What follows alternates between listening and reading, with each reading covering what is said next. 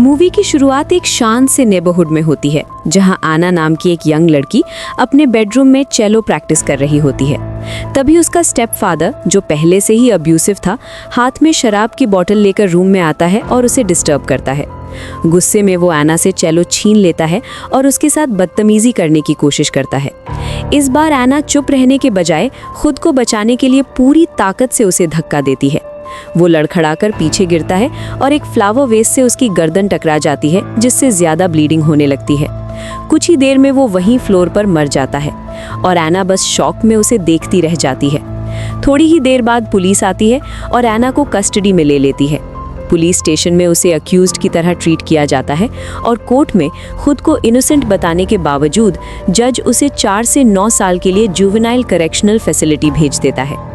एना बाकी young offenders के साथ बस में बैठकर उस जगह पहुंचती है जहां नए इनमेट्स के आने पर अजीब सी एक्साइटमेंट का माहौल होता है। गार्ड्स उन्हें यूनिफॉर्म चेंज करवाते हैं और वार्डन फ्रैंक रूल समझाता है। एना अपनी सेल में जाती है जहां उसकी मुलाकात जीनी से होती है, जो काफ़ी शांत और रिजर्व्ड है और पिछले 5 साल से वहां रह रही है। रात को लाइट्स ऑफ होने के बाद एना जल्दी सो जाती है, लेकिन जीनी चुपचाप जागती रहती है। कुछ आवाज़ों से एना की नींद खुलती है, लेकिन जीनी तुरंत नॉर्मल रहने का नाटक करती है और एना फिर सो जाती है। अगली सुबह रिक्रिएशन के टाइम सब इनमेट्स बाहर जाते हैं। एना को वहाँ का एनवायरनमेंट अनकंफर्टेबल लगता है, इसलिए वो अकेले रहना पसंद करती है। तब कोडी नाम की एक इनमेट उससे बात करने आती है और बताती है कि जेल में सर्वाइव करने के लिए ग्रुप में रहना ज़रूरी होता है। एना क्लियरली मना कर देती है और कहती है कि उसे अकेला रहना ही ठीक लगता है। लेटर मील टाइम पर कोडी अपनी गैंग के साथ दोबारा आती है और एना को वार्न करती है कि एक और इनमेट उसके लिए डेंजरस हो सकती है। एना इस वार्निंग को इग्नोर करके वहां से चली जाती है, लेकिन पीछे से कोडी उसे धक्का दे देती है। एना का खाना नीचे गिर जाता है और गैंग हंसने लगती है, जो जेल के ब्रूटल रियलिटी को क्लियरली दिखाता है। उसी शाम जब एना फ्लोर साफ कर रही होती है, तब कोडी और उसकी फ्रेंड्स उसे एक अंधेरे रूम में घेर लेती हैं। वो एना पर डिसरिस्पेक्ट का इल्ज़ाम लगाती हैं और उसे फिजिकली हर्ट करती हैं। कोडी, जो गैंग की लीडर होती है, एना को डरा धमकाकर वार्न करती है कि अगर उसने किसी को बताया तो नतीजे और बुरे होंगे। जाते जाते वो एना को और नीचा दिखाने की कोशिश करती है।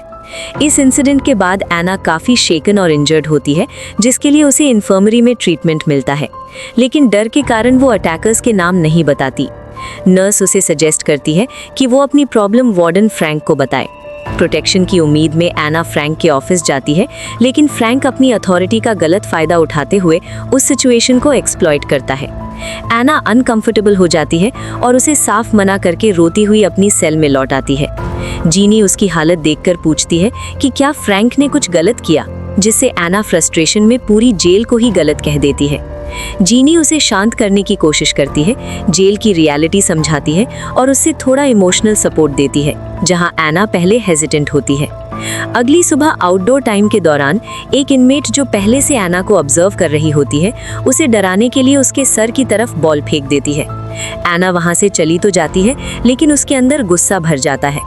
इसी गुस्से में वो कोडी और उसकी गैंग के पास जाकर उनके ग्रुप में शामिल होने की डिमांड करती है। बीच में एक गैंग मेंबर से उसकी झड़प हो जाती है, जिसे गार्ड आकर रोक देता है, लेकिन इससे एना का स्टैंड लेना क्लियर हो जाता है। बाद में कोडी उसे एक मौका देने का डिसीजन लेती है और बताती है कि रिस्पेक्ट और प्रोटेक्शन के लिए उसे अपनी लॉयल्टी प्रूव करनी होगी। वो एना को एक सिक्लूडेड जगह ले जाकर ड्रिंक ऑफर करती है और कंडीशन रखती है कि गैंग में आने के लिए उसे उस इनमेट से लड़ना होगा जिसने उसे पहले इंटिमिडेट किया था, जबकि बाकी लोग रिकॉर्ड करेंगे। मजबूरी में एना अग्री करती है और फाइट शुरू हो जाती है, जो काफ़ी इंटेंस हो जाती है जब तक गार्ड्स आकर कंट्रोल में नहीं ले आते। सज़ा के तौर पर एना को अकेला अंधेरे सॉलिटरी कन्फाइनमेंट में 47 घंटे के लिए बंद कर दिया जाता है। जब पनिशमेंट खत्म होती है, अन्ना को फिर से वार्डन फ्रैंक के ऑफिस बुलाया जाता है। फ्रैंक अपनी पावर का एहसास दिलाता है और इनडायरेक्टली वार्न करता है कि अगर अन्ना ने उसकी बात नहीं मानी तो उसकी पनिशमेंट और बढ़ सकती है। डर और प्रेशर के चलते अन्ना मेंटली टूट जाती है और फ्रैंक सिचुएशन का गलत फायदा उठाता है। बाद में अन्ना खुद को गंदी और ब्रोकन महसूस करती है और बाथरूम में जाकर खुद को संभालने की कोशिश करती है, लेकिन अंदर का ट्रॉमा उसे पूरी तरह हिला देता है। अगले दिन अन्ना कोडी की गैंग के साथ एक छोटे से रूम में जाती है, जहां इनिशिएशन के तौर पर गैंग का एक मेंबर उसके हाथ पर टैटू बना देता है। ये उस गैंग का ऑफिशियल निशान होता है। बाकी लोग जाने के बाद कोडी अन्ना पर प्रेशर डालती है और कहती है कि अब वो उसकी प्रोटेक्शन के अंडर है। कोडी उसे भरोसा दिलाती है कि गैंग का हिस्सा बनने के बाद कोई उसका कुछ नहीं बिगाड़ पाएगा। तभी एक गैंग मेंबर ऑलमोस्ट उन्हें देख लेती है, लेकिन कोडी सिचुएशन को संभाल लेती है। थोड़ी देर बाद एक गार्ड आता है और अन्ना को वापस उसकी सेल में भेज देता है। अगली सुबह अन्ना की माँ उससे मिलने आती है। अन्ना सोचती है शायद उसे थोड़ा सपोर्ट मिलेगा, लेकिन उल्टा उसकी माँ उस पर चिल्लाने लगती है। वो अन्ना पर उसके स्टेप फादर को जानबूझकर मारने का इल्जाम लगाती है। अन्ना जितना भी सच समझाने की कोशिश करती है, उसकी माँ सुनने को तैयार नहीं होती। गुस्से में आकर वो अन्ना पर हाथ भी उठा देती है, जिसे गार्ड मुश्किल से रोकता है। जाते जाते उसकी माँ बोल देती है कि वो चाहती है अन्ना जिंदगी भर जेल में ही रहे, जो अन्ना को अंदर से तोड़ देता है। इस इंसिडेंट के बाद अन्ना फिर से कोडी और गैंग के पास जाती है, लेकिन तभी पहले वाली इनमेट जिससे उसकी फाइट हुई थी, चाकू लेकर अन्ना पर अटैक करने आती है। सिचुएशन फिर से वायलेंट हो जाती है और एक बड़ी लड़ाई शुरू हो जाती है, जिसमें और भी इनमेट्स शामिल हो जाती है।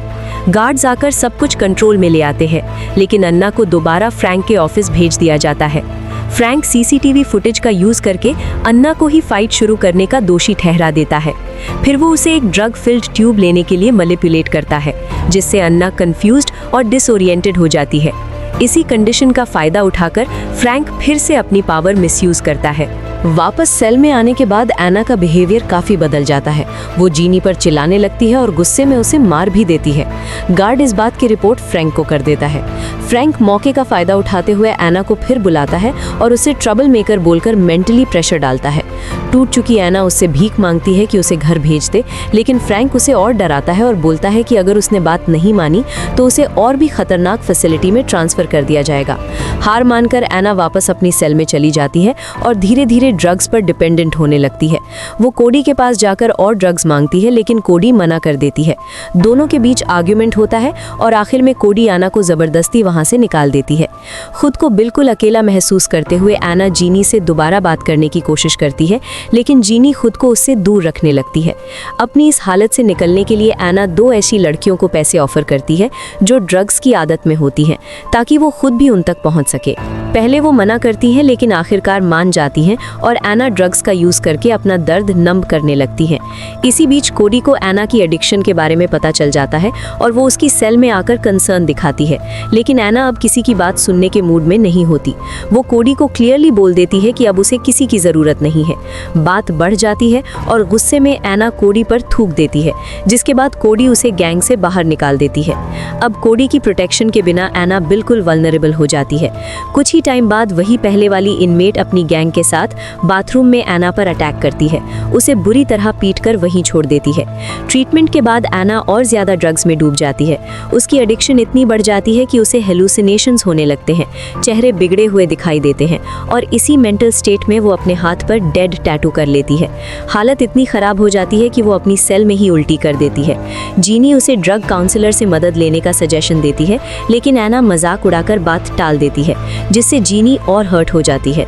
जैसे जैसे दिन गुजरते हैं, एना की एडिक्शन और डेंजरस होती जाती है। एक दिन वो उस लड़की का सामना करती है जिसने बाथरूम में उस पर अटैक किया था और बात फिर से फाइट में बदल जाती है। सिचुएशन इतनी आउट ऑफ कंट्रोल हो जाती है कि गार्ड्स भी इंजर्ड हो जाते हैं और स्पेशल फोर्सेस को बुलाना पड़ता है। एना को फिर से सॉलिटरी कन्फाइनमेंट में डाल दिया जाता है। जब वो बाहर आती है, कोडी उससे मिलने आती है और जीनी का मजाक उड़ाती है। इस बार एना फर्मली स्टैंड लेती है और कोडी को बोलती है कि ना वो उसकी दोस्त है और ना दुश्मन, बस उसे अकेला छोड़ दे। उस रात जीनी एना के साथ रहती है, उसे कंफर्ट करती है और दोनों के बीच थोड़ा नॉर्मल मोमेंट होता है। अगले दिन जीनी फिर से ड्रग्स छोड़ने की कोशिश करती है, लेकिन एना मना कर देती है और दूसरी लड़कियों के साथ चली जाती है। जैसे ही वो ड्रग्स लेने वाली होती है, कोडी वहां आकर उसे रोकने की भीख मांगती है। एना और ज्यादा भड़क जाती है, जोर जोर से चिल्लाती है और सिचुएशन फिर बिगड़ जाती है। स्पेशल फोर्सेस दोबारा बुला ली जाती हैं। फ्रैंक भी वहां आता है और मैटर संभालने की कोशिश करता है, लेकिन एना टूट चुकी होती है। वो एक टूटी हुई बॉटल से खुद को नुकसान पहुंचाने की धमकी देने लगती है। जब गार्ड बॉटल छीनने की कोशिश करता है, फ्रैंक के चेहरे पर स्क्रैच लग जाता है। आखिरकार एना को फोर्सफुली कंट्रोल करके फिर से सॉलिटरी कन्फाइनमेंट में डाल दिया जाता है, इस बार कपड़ों के बिना और ज्यादा टाइम के लिए। अंधेरे और तन्हाई में रहकर एना कंप्लीटली डिसइल्यूजन्ड हो जाती है। एक मोमेंट में वो अपना फूड ट्रे तोड़ देती है और उसके टुकड़ों से खुद को काट लेती है। थोड़ी देर बाद एक गार्ड उसे ब्लीडिंग कंडीशन में पाता है और तुरंत मेडिकल हेल्प बुलाई जाती है। होश में आने पर अन्ना खुद को साइक वार्ड में पाती है, जहां डॉक्टर हान उसका ट्रीटमेंट कर रही होती है। डॉक्टर हान उसे यकीन दिलाती है कि वो उसकी मदद के लिए ही वहां है और पहली बार अन्ना खुलकर अपना दर्द शेयर करती है। वो बताती है कि उसका मरने का इरादा नहीं था, बस वो उस अकेलेपन और पेन से बाहर निकलना चाहती थी जिसमें वो घिरी हुई थी। इसके बाद उसे जनरल वार्ड में शिफ्ट कर दिया जाता है, जहां नर्स उसे इमोशनली सपोर्ट करती है। थोड़ा स्टेबल होने के बाद अन्ना अपनी माँ से मिलना चाहती है। इस बार उसकी माँ बिल्कुल बदली हुई होती है, अपनी गलतियों के लिए माफ़ी मांगती है और प्रॉमिस करती है कि वो अन्ना की कॉलेज स्कॉलरशिप वापस दिलाने में मदद करेगी। अन्ना को पता चलता है कि घर खो देने के बाद उसकी माँ को अपनी गलतियों का एहसास हुआ। अन्ना के लिए ये एक छोटी सी उम्मीद की किरण होती है, लेकिन ये ज़्यादा देर तक नहीं टिकती, क्योंकि फ्रैंक उसे दोबारा अपने ऑफिस बुला लेता है और बिना उसकी बात सुने उसे वापस सेल में भेजने का डिसीजन ले लेता है। सेल में लौटकर अन्ना डिसाइड करती है कि वो अपनी लाइफ को बदलने की कोशिश करेगी और अपने हाथ से गैंग का टैटू हटा देती है। जीनी उसकी हालत समझकर उसका साथ देती है। लंच के टाइम कोडी और उसकी गैंग अन्ना का मजाक उड़ाती है और उसकी लोनलीनेस पर हंसती है। उसी रात एक गार्ड अन्ना को एक छोटे रूम में ले जाता है, जहां फ्रैंक उसके चेलो के साथ खड़ा होता है। वो अन्ना को प्रिजन टैलेंट शो में परफॉर्म करने का ऑफर देता है। पहले अन्ना हेजिटेंट होती है, लेकिन बाद में मान जाती है। चेलो बजाते वक्त अन्ना को काफ़ी टाइम बाद थोड़ा सुकून महसूस होता है, लेकिन अगले दिन फिर से अंधेरा लौट आता है जब उसे एक नोट मिलता है जिसमें लिखा होता है यू आर डेड। इससे पहले वो कुछ समझ पाती, कोडी और उसकी गैंग उस पर अटैक कर देती है। टैटू हटाने के गुस्से में कोडी उसके चेहरे पर ब्लेड से जख्म कर देती है और गैंग उसे बुरी तरह पीट देती है। अन्ना को इन्फर्मरी ले जाया जाता है, जहां फ्रैंक मिलने आता है और कोडी को पनिश करने का झूठा प्रॉमिस करता है। नर्स को फ्रैंक का बिहेवियर सस्पिशियस लगता है और वो अन्ना को बताती है कि वो उसकी मदद करेगी, लेकिन सीसीटीवी के थ्रू सब देख रहा फ्रैंक सिचुएशन को मैनिपुलेट करता है। जब अन्ना को नर्स के साथ कुछ बुरा होने की खबर मिलती है, वो पूरी तरह टूट जाती है। फ्रैंक फिर से अन्ना को अपने ऑफिस बुलाता है, कोडी पर ब्लेम डालता है, उससे और डराता है और साथ ही टैलेंट शो का याद दिलाकर अपनी पावर का एहसास फिर से करा देता है। टैलेंट शो के दिन अन्ना स्टेज पर आकर अपना चेलो बजाती है। उसकी परफॉर्मेंस इतनी सोलफुल होती है कि पूरा हॉल तालियों से गूंज उठता है। शो के बाद फ्रैंक उससे मिलता है और अप्रिसिएशन के नाम पर बताता है कि उसने उसका पैरोल हियरिंग अगले महीने शेड्यूल करवा दिया है। ये सुनकर अन्ना शॉक्ड और होपफुल हो जाती है, लेकिन फ्रैंक इस उम्मीद का भी फायदा उठाता है और फ्रीडम के वादे के बदले उस पर प्रेशर डालने लगता है, अपनी पावर का मिसयूज करता है। बाद में सेल में लौटकर अन्ना जीनी को पैरोल के बारे में बताती है। जीनी उसे सावधान रहने को कहती है और वार्न करती है कि फ्रैंक पर भरोसा मत करना, क्योंकि वो लोगों की होप्स तोड़ने का आदत रखता है। फ्रैंक को उसके ही जाल में फंसाने का फैसला कर चुकी एना कोडी से मदद मांगती है। कोडी मान जाती है और उसे एक छोटा कैमरा देती है ताकि वो फ्रैंक के गलत काम का प्रूफ रिकॉर्ड कर सके। पैरोल हियरिंग के दिन एना फ्रैंक को उनकी डील की याद दिलाती है। फ्रैंक एक लास्ट फेवर मांगता है, बिना जाने कि पूरा मोमेंट सीक्रेटली रिकॉर्ड हो रहा है। थोड़ी देर बाद एना को अथॉरिटीज के सामने बुलाया जाता है, जहां उससे उसके बिहेवियर और पैरोल के लिए रेडीनेस पर सवाल किए जाते हैं। एना कॉन्फिडेंटली कहती है कि वो फुल्ली रिहैबिलिटेटेड है और पैरोल के लिए रेडी है। फ्रैंक इस बात का विरोध करता है, लेकिन एना पहले से तैयार होती है। वो वीडियो एविडेंस सामने रख देती है, जिसमें फ्रैंक के सारे घिनौने काम एक्सपोज हो जाते हैं। अथॉरिटीज शॉक्ड रह जाती हैं और तुरंत एक्शन लेती हैं। फ्रैंक को गिरफ्तार कर लिया जाता है और उसके जाने के बाद एना का पैरोल अप्रूव हो जाता है। ऑफिशियल्स एना से माफी मांगते हैं और उसकी रिलीज इंश्योर करते हैं। जाने से पहले एना जीनी को इमोशनल गुड बाय बोलती है और कोडी को भी उसकी मदद के लिए थैंक्स कहती है। जब वो बिल्डिंग से बाहर निकलती है, एक गार्ड उसे एस्कॉर्ट करता है, जहां उसकी माँ खुले बाहों से उसका इंतजार कर रही होती है। आखिरी सीन में एना फिर से चेलो परफॉर्म करती हुई दिखाई जाती है, एक बड़े ऑडियंस के सामने। म्यूजिक पूरे हॉल को भर देता है और ऑडियंस के बीच बैठी उसकी माँ आंखों में आंसुओं के साथ अपनी बेटी की हिम्मत और अंधेरे पर जीत को महसूस करती है। तो दोस्तों, आज की मूवी जेलबेट हमें ये समझने पर मजबूर करती है कि पावर और सिस्टम गलत हाथों में चला जाए तो जिंदगी कितनी अनफेयर हो सकती है। ये मूवी 2014 में रिलीज हुई थी। अब आप कमेंट्स में जरूर बताना, अगर आप उस लड़की की जगह होते तो क्या आप चुप रहते या सिस्टम के खिलाफ आवाज उठाते।